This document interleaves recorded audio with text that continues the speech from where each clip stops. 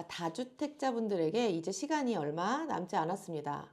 5월 9일, 4년 만에 양도세 중과가 다시 부활되죠. 다주택자가 조정지역의 주택을 양도했을 때 2주택자인 경우에는 기본세율의 20%, 그리고 3주택자 이상은 기본세율의 30%포인트 세율이 더해져서 부과가 됩니다. 자, 지금 팔지 아니면 자녀에게 증여할지 아니면 그냥 버틸지 고민하시는 분들 많을 텐데요. 오늘 시뮬레이션을 통해 가장 유리한 출구 전략을 팩트 체크해 드리겠습니다.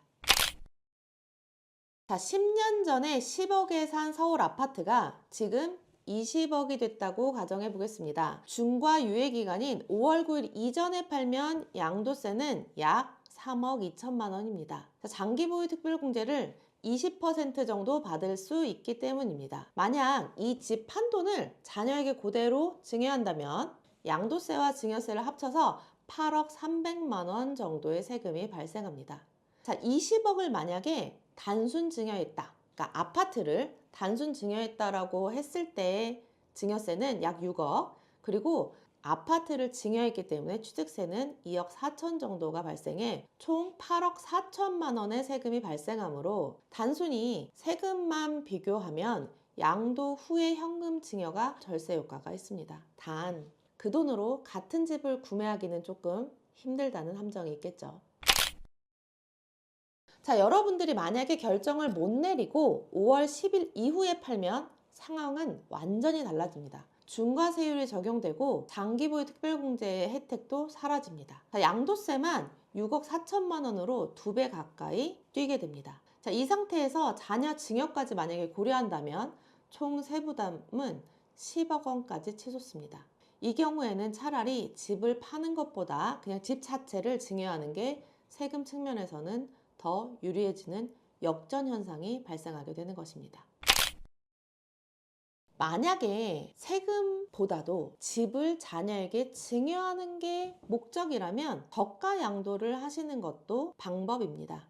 가장 세금을 적게 내는 강력한 카드라고 볼 수 있습니다. 자, 우리는요, 시세보다 3억이나 아니면 시세의 30% 정도를 낮게 자산을 증여할 수 있습니다. 자, 20억 아파트를 자녀에게 3억을 깎은 17억에 판다면 양도세는 양도가액 기준이 17억이 아니라 20억 기준으로 나오기는 하는데 한 3억 2천만 원을 내야 합니다. 하지만 우리는 추가적으로 증여세를 부담할 필요는 없습니다. 다만 실제 17억 원에 대한 자금거래 증빙이 철저해야 하고 정부는 이 이상거래, 어떻게 보면 보통 시세보다 싸게 판 이상 거래에 대해서 조사가 강화될 예정이라는 점 반드시 주의해야 하겠습니다.